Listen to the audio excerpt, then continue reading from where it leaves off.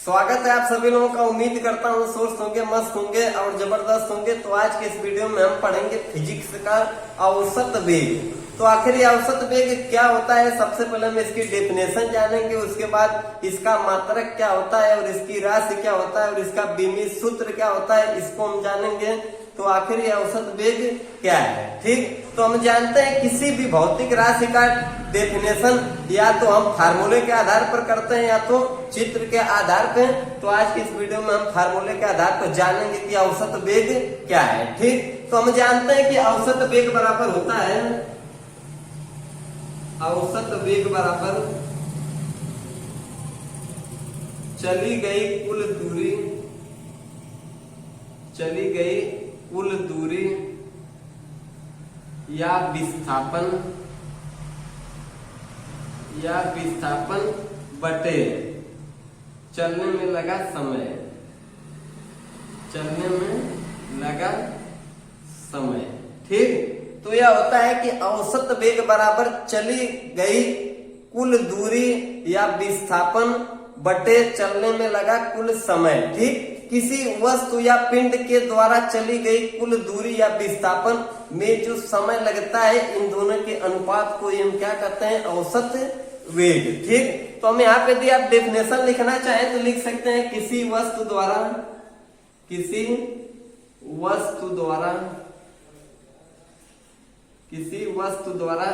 चली गई कुल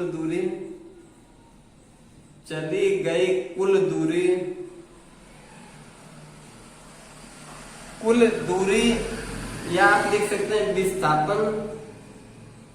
विस्थापन तथा चलने में लगा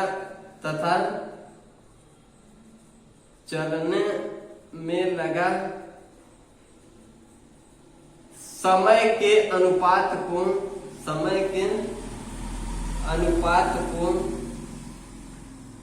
औसत वेग कहते हैं,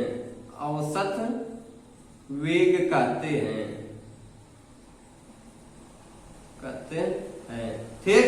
हम जानते हैं कि किसी वस्तु या पिंड द्वारा चली गई कुल दूरी या विस्थापन में जो समय लगता है, इन दोनों के अनुपात को हम क्या कहते हैं, औसत वेग। और आपको फार्मूला याद रखना है कि औसत वेग बराबर चली गई कुल दूरी बटे चलने में लगा समय। यह तो हो गया आपका फार्मूला, यह आपका क्या हो गया, फार्मूला, ठीक। अब हम बात करेंगे इसके मात्रक की।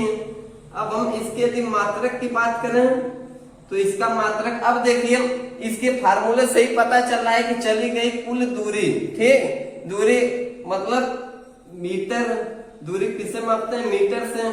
तो मीटर अब बटे चलने में लगा समय, तो हम समय को जानते हैं कि सेकंड कहते हैं, ठीक। तो लिख सकते हैं कि मीटर बटे सेकंड। ये तो मीटर बटे सेकंड जो आपका आया है, यह एसआई पद्धति में यह मात्रक है।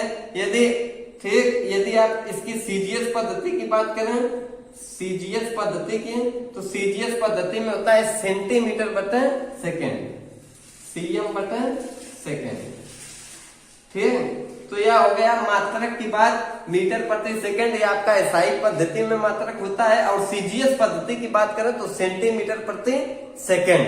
अब हम बात करेंगे इसकी राशि की, इसकी राशि क्या होती है, ठीक। अब हम इसकी यदि राशि की बात करें तो हम जानते हैं कि यहाँ पर देखिए निर्धारित है कि किसी वस्तु द्वारा चली गई दूरी। अब हम जानते हैं कि किसी भी वस्तु का दूरी और परिमाण दोनों दिया होता है, तो ऐसी राशि को हम क्या कहते हैं, सदिश राशि, ठीक। तो हम राशि में क्या लिखेंगे, सदिश राशि, जिसमें दिशा का ज्ञात हो, ठीक, उसे हम क्या कहते हैं, सदिश राशि। तो ये हमारा राशि क्या हो गई, सदिश राशि। अब हम बात करेंगे कि यह बीमी सूत्र इसका क्या है, ठीक। अब हम इसकी बीमी सूत्र की बात करेंगे।